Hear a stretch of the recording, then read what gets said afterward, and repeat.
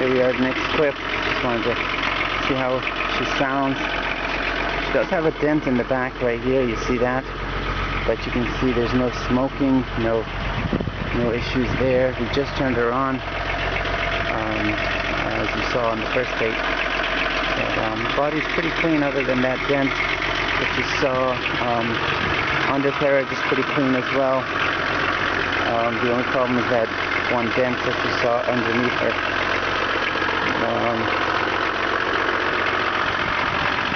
She is for sale. We've moved to an apartment complex, as you can see, and I don't have much space, and I don't have the ability to get her, to use the veggie oil and all that good stuff.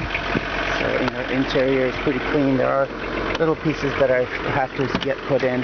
For example, the radio, I have to put it in back in because I just got a new radio. The seats are in pretty good shape. Let's go to the next clip. I'm going to show you the engine.